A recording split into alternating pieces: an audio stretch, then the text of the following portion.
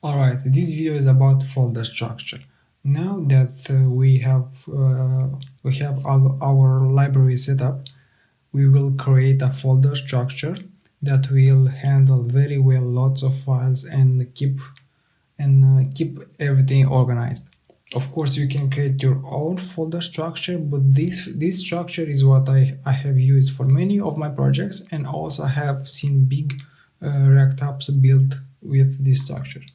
Alright, let's start by making a folder called pages, and let's at first delete all these files, we don't need them. Up this, okay. In here he's gonna say that it doesn't see. We can delete these as you all already know, and just say div la la la. Good. So let's create our folder pages. This folder will hold all the React components that have a root corresponding to them. So if you've got yourdomain.com/about, then here we will have a component called about page, and that's the component that we will show to the screen when users go into the yourdomain.com/about. Okay. Now let's create a folder called the libs. What we'll have here is different functions and functionalities that we want to use repeatedly in our app, like some function that returns current day, for example. We'll keep it here and in a file and import the function wherever we need it. Also, we need here a folder called HTTP. And here we will have all the functions that call the API and return the data for us, so that we don't write a ton of code in our React component to get some data, but we create a modular approach rather. You will see how that works when we create them. And here we will have another 3 folders called atoms, molecules, and organisms.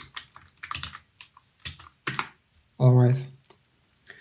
We are going to use the atomic pattern that is widely used. It's a widely used methodology for structuring React components. Here we will have all the React components that are not pages, so usually reusable components like buttons, inputs, and so on. And so far, just create these 3 folders, and we will go over atomic pattern in the next lesson. Good. We also need a folder called styles.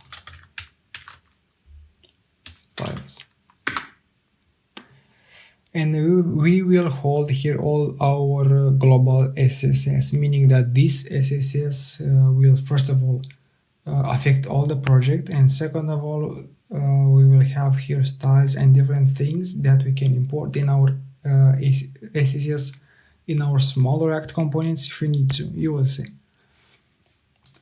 This is optional, but resources is the folder where we'll have fonts and pictures and anything that is just a resource. In the future projects, if you don't have some resources that you'll use, you don't need to create this folder. And also locales. This folder is for languages, so we will have here the languages of our interface, and each label or each thing that you want to be translated is going to have a version for each language. Okay, there's a couple more contexts. A folder The folder context is for global state management. I will show you how to use global state manager by the end of this course. We'll leave it like this for the moment. And also the last folder called hooks,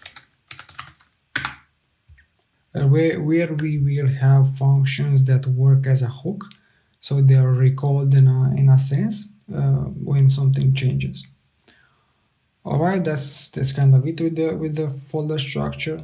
You can also play around with this as you like, but again, I use this structure a lot in the past, and I'm using it in the present, and I've seen a lot of people use it as well. So it's I think it's clean.